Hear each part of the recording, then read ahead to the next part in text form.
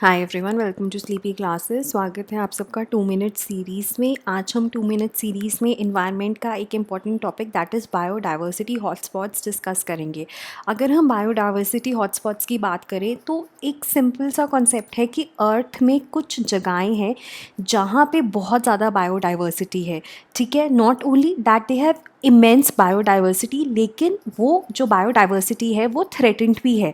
ठीक है, अब अगर हम इन एरियाज़ को जो कि बायोडाइवर्सिटी रिच हैं और थ्रेटेंड है, अगर हम इनको प्रोटेक्ट करें, ठीक है, तो काफ़ी ज़्यादा प्रोटेक्शन हमारी जो है वो टारगेटेड होगी। राइट, सो यहीं से इमेजिनेट हुआ था बायोडाइवर्सिटी हॉटस्पॉट्स का कॉन्सेप्ट कि कुछ जगहें हैं जो बायोलॉजिकली रिच हैं, जो थ्रेटेंड हैं, and we must work to protect them.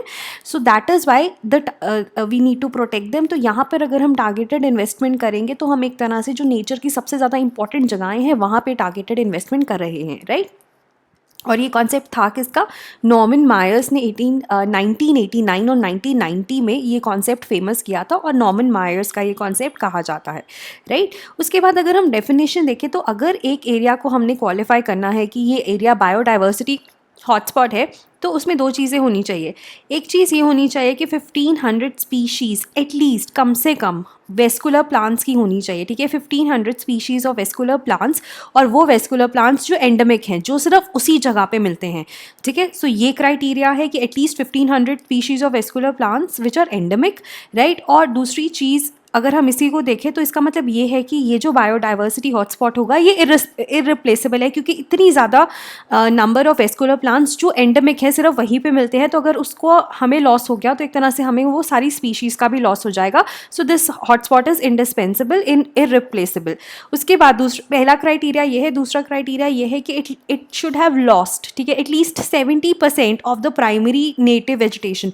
जो उसकी वेजिटेशन था उसका कम से कम 70% ऑलरेडी लॉस हो चुका होना चाहिए। इससे हमें थ्रेट का लेवल पता चलेगा कि कितनी ज़्यादा थ्रेटेंड है वो जो बायोडाइवर्सिटी है वहाँ पर वो।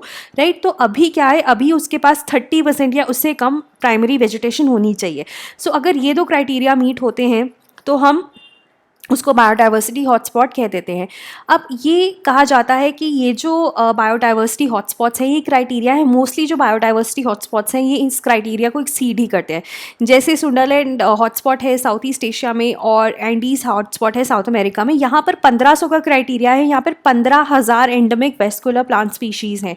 ठीक है, और 95% तक जो प्राइमरी वेजिटेशन है वो लूज़ हो चुकी है उन बायोडाइवर्सिटी हॉटस्पॉट्स पे। राइट, उसके बाद अगर हम नंबर की बात करें, world wide there are 36 recognized biodiversity hotspots. ठीक है, so they are obviously biological rich yet threatened terrestrial regions. Right, और ये जो 36 recognized biodiversity hotspots हैं ये 2.5% of the earth land surface को कवर करते हैं।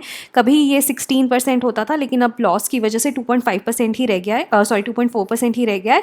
And they support more than half of the world's plant species as endemics. ठीक है, species found nowhere else, 50% वो यहाँ पर हैं, और 43% एनिमल्स की पॉपुलेशन है। ठीक है, विच आर एंडेमिक। तो काफ़ी ज़्यादा बायोडाइवर्सिटी मिलती है आपको इन हॉटस्पॉट्स पे।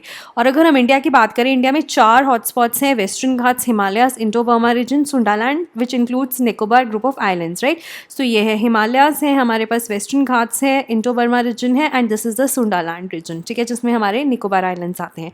ठीक है, सो ये था बायोडाइवर्सिटी हॉटस्पॉट्स के बारे में। मिलते हैं जल्दी ही। Thank you so much.